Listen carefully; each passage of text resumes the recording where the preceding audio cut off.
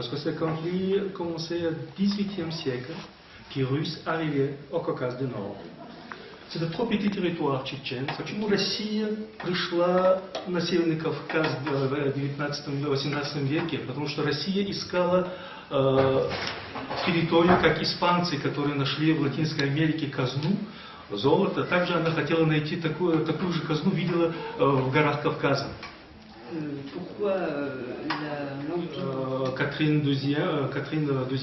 Екатерина II все время спрашивала, ну и где же это золото? То есть она все время ждала, что вот-вот каретами будут все это пересылать в Санкт-Петербург. Это колоссальное количество золота, которое она видела в лице тех легенд, которые были в тот период на Кавказе. Если вы помните еще из древних мифов Греции, аргонавты, которые тоже пришли на территорию Грузии, район Кутаиси, и нашли это золотое руно. То есть, когда император попросил Ермолова поменять план и начать с юго-западной части Кавказа, то есть Черкесии, Ермолов заявил, что ключ к завоеванию Кавказа лежит в Чечне.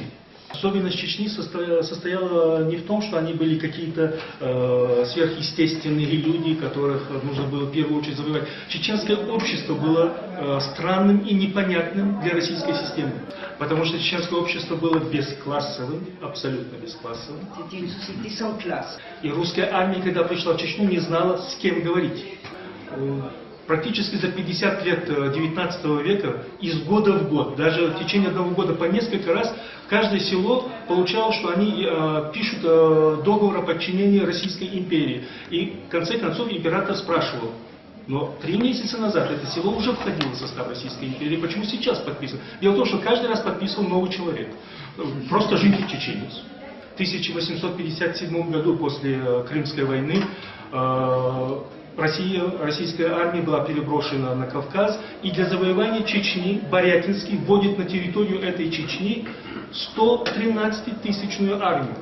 Всего населения Чечни в тот период, когда вели 113-тысячную армию, осталось 98 тысяч чеченцев.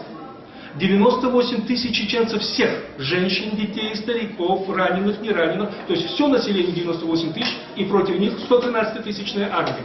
То есть это как раз таки и стало решающим фактором для России, что она смогла в 1859 году завоевать территорию Чечни. После Чечни Дагестан продержался только 2 месяца. Северо-западный Кавказ продержался только 2 года. После этой войны, в 1859 году происходит завоевание, в 1861 году Россия предлагает чеченцам покинуть территорию Чечни и переселиться в мусульманские страны. Для этого, конечно, самое лучшее это Османская империя. Общая численность переселившихся чеченцев составляет 20 тысяч, то есть самое минимальное, которые сегодня официально даются, это 20 тысяч чеченцев. То есть 98 тысяч осталось, минус еще 20 тысяч. И вот это оставшиеся 78 тысяч, как раз таки это есть сегодняшний чеченский этнос. Когда распалась Российская империя в 17 году, в 18 году на Кавказе провозгласили одновременно 3 государства. На территории Чечни, Дагестана, Кабарды одновременно существовало 3 государства. Это Горское советское, Горское буржуазное и Исламская республика Эмират. C'est comme 1991 après. Mais cette période 18, в 18 году,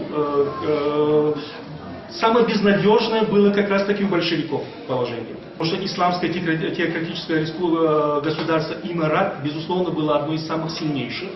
У Зулхаджи была очень боеспособная армия, которая и выиграла у Деникина. Вторая республика по своему статусу больше буржуазная, это Топачевоев, par exemple.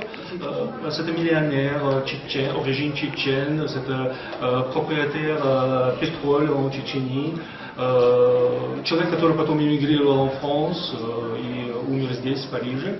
И соперничать с ними советской, большевистской республике было очень сложно, потому что вся эта республика была исключительно так называемая чеченская Красная Армия, например, это было 24 чеченца. Но большевики, в отличие от Эмирата и от буржуазии, предложили чеченцам все. Они предложили им землю, они предложили им шариат, они им предложили все, что они хотят. На сторону советской власти перешли ряд лиц, которые позволили выиграть Советской Республике. Это шейх Али Митаев, который имел 10-тысячную милицию. Не только из чеченцев, но и из дагестанцев, из числа ингушей, который был расстрелян в 1825 году этой же власти, которая воспользовалась его услугами. В 25 году, в этом же году, советская власть по просьбам трудящихся, в Советском Союзе всегда делалось все по просьбам трудящихся, никогда ничего не предлагалось от лица Кремля, это все было по просьбам трудящихся. Так вот, по просьбам трудящихся запретили шариат, запретили ислам, запретили все, что можно было, и оставили колхозы. Чеченцев лишили алфавита на арабской графике и ввели латинскую графику. Через 10 лет латинскую графику заменили на кириллицу. С конца 27 года по 37 год практически все, кто умел читать Коран, были расстреляны или сосланы в Сибирь. Все это время в горах Чечни, на всей территории Чечни продолжается вооруженное сопротивление советской власти. Это ответ на то, почему сослали чеченцев в 1944 году, всеобщая депортация чеченцев. Российских учебников везде всегда писали, чеченцев сослали, потому что они сотрудничали с немцами и подарили какого-то коня, подарили чего-то, и десятое. Вся шутка заключается в том, что немцы не дошли до границы Чечен-Ингушетии. Никто не любил отвечать на этот вопрос. Как могли чеченцы сотрудничать с немцами, если их не было на территории Чечни? Всеобщая депортация обернулась новой трагедией для чеченцев практически только в первые несколько лет. Практически до 1946-1947 года чеченцы потеряли треть всего своего населения. Но эта депортация позволяла чеченцам оставаться в том микросхеме, микрокультуре, которую сами чеченцы себе создали. В самой депортации чеченцы, как говорил Солженицын, великий русский писатель, который в тот период тоже находился в Казахстане, он писал: единственная нация, которая не согласилась быть побежденным, это были именно чеченцы. Они чувствовали себя победителями. Проблемы, которые возникли у чеченцев после восстановления, после того, как разрешили вернуться обратно на территорию Чечни, эти проблемы как раз стали и залогом того, что произошло в 1991 году. Чеченцам в Чечне не разрешали говорить на чеченском языке. Чеченцы не имели писаной истории, потому что нельзя было писать историю. Как писать историю, если нельзя писать о Кавказской войне? Нельзя писать о том, что происходило в период восстановления советской власти. Нельзя писать, что происходило во Второй мировой войне. То есть у нас какая-то история была странная. У нас был первобытно-общинный род, когда люди бегали, пытались из камня сделать топор. Потом вдруг резко переходили на 18-19 век, когда чеченцы якобы хотели войти в состав Российской империи, и в Советском Союзе все чеченцы хотели построить колхоз. Фактически все чеченцы воспитывались исключительно на истории, которая передавалась из поколения в поколение. Любой чеченец может сказать, кто из его предков участвовал в Кавказской войне 19 века. Не говоря уже о трагедии депортации, когда, в общем-то, эта история считается, этот период истории Чечни считается личной трагедией каждого чеченца не того периода, который даже депортировали, но и те, которые мы родились уже после депортации в Чечне. Для наших детей, даже то есть для более младших поколений, эта история, трагедия депортации остается по сегодняшний день личной трагедией каждого чеченца. На всех руководящих должностях, на первых лицах всегда должны были быть именно русские, и только их заместителями могли быть чеченцы. Это проблема границ. Когда чеченцев при выселении заселили другими национальностями, и как при возвращении получилось, что чеченцам некуда деться. В свои дома их не пускали, других мест не было. На сегодняшний день чеченцы Хасавюртовского района, это акинцы, одно из чеченских обществ чеченского этноса, по сегодняшний день, 65 лет спустя, до сих пор не имеют права входить на территорию своего двора. Это всего лишь несколько из всех целой системы проблем, которые были накоплены за все это время, которые в итоге в 1991 году, при первой же возможности, когда видно было, что существование Советского Союза уже сочтены, конечно же, чеченцы провозгласили свою независимость. Тезис о том, что чеченцы сами провозгласили, не имея на то конституционных прав, не обосновано, потому что ровно за год до провозглашения независимости Чеченской Республики Верховный Совет Советского Союза под председательством президента Советского Союза Михаила Горбачева уравнял статус всех автономных республик союзами. Это не было сделано потому, что он любил автономные республики, это была борьба против Ельцина. И чтобы вывести автономные республики из-под контроля Ельцина, он их уравнял правами Советского Союза. То есть, как Советская Республика, чеченцы имели право выйти из состава этого государства. Поэтому я не согласен с основным тезисом книги, которая написана авторами Чеченского комитета, 10 вопросов по чеченской войне, когда основной упор делается на нефтяной. Якобы России нужна была нефть. Извините, грозненская нефть, чеченская нефть, это всего лишь 1% от всей российской нефти. Не тот процент, ради которого следует воевать. Речь идет о том, что за Чечней Россия могла потерять другие национальные республики. Принцип домино. Поэтому желание чеченцев образовать свое независимое государство столкнулось с нежеланием России признать факт возможности выхода какой-то части из состава Российской Федерации.